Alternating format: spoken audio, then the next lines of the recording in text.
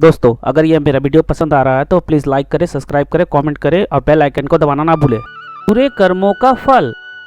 एक गांव में हरिया नाम का एक व्यक्ति रहता था। उसके साथ उसकी माँ और उसकी पत्नी रहा करती थी। वे बहुत ही गरीब थे।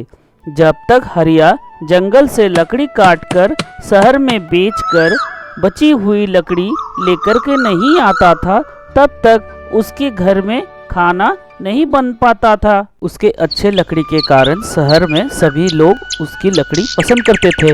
कहाँ गई हो? सुन रही हो? आप लकड़ियाँ लेकर आ गए। आप नहा लीजिए, मैं गरम गरम खाना अभी जल्दी से बना देती हूँ। बेटा तुम आ गए हो, ठीक है तुम खाना खा लो। कल एक काम करना, मेरे दोनों बकरियों को ले जाकर बाजार में बेच आना, इससे कुछ पैसे मिल जाएंगे तुम्हें। दूसरे दिन हरिया अपनी दोनों बकरी को लेकर बाजार की ओर चल पड़ा। हे भगवान, आज कितनी धूप है, मुझसे चला ही नहीं जा रहा है। कुछ देर इस पेड़ के नीचे आराम कर लेता हूँ, फिर इन दो बकरियों को बाजार जा बेच आऊंगा। लेटते ही हरिया को नींद आ गई। कौन हो तुम? इस पेड़ के नीचे तुमने सोने की हिम्मत कैसे की? जिन के राजा, मैं हरिया हूँ। यहाँ पास ही के गांव में रहता हूँ। बहुत ही गर्मी पड़ रही थी, इसलिए मैं इस पेड़ के नीचे थोड़ा आराम कर रहा था। मुझे ये सब नहीं सुनना। जिन राजा, दया करे मुझ पर। मेरे घर में मेरी एक बूढ़ी माँ है, जिसके मैं ही जीने के सहारा हूँ। मेरी माँ का देखभाल करने वाला कोई भी नहीं है। ठीक है, इसके बदले मुझे तुम्हारी दोनों बकरियाँ चाहिए। जिन राजा, मैं इस बकरी को बाजार में बेचकर अगर पैसे घर नहीं ले गया तो मेरे परिवार के सभी लोग भूखे रह जाएंगे। ठीक है, मैं तुम्हें इस बकरी के बदले एक सोने की हांडी देता हूँ। इससे तुम जो खाने की चीज मांगोगे वो यह तुम्हें दे देगा। ठीक है। फिर वहाँ से जिन बकरियों को लेकर और हरिया हांडी को लेकर चले जाते हैं। हरिया दौड़ता हुआ घर आता है, तब उसकी पत्नी पूजा कर रही थी। हरिया अपनी पत्नी को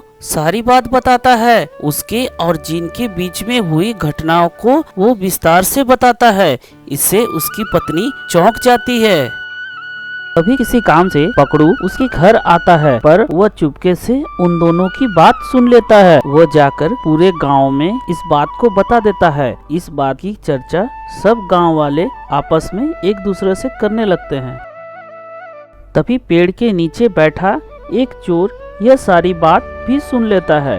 फिर उसने यह सोने की जादुई हांडी चुराने की युक्ति बनाता है। आज तो मैं इसे चोरी करके ही रहूंगा। वाह, ये तो सो रहा है, और भी अच्छी बात है। मैंने सारे घर ढूंढ ली, पर मुझे हांडी कहीं नहीं मिला। लगता है ये पूजा ही घर में रखा हुआ है, ये सुनहरा हांडी। लगता है आज मेरी किस्मत खुल गई। कितने अच्छा सुनहरा कड़ा दिख रहा है। ये हांडी को मैं तो लेकर के ही जाऊंगा।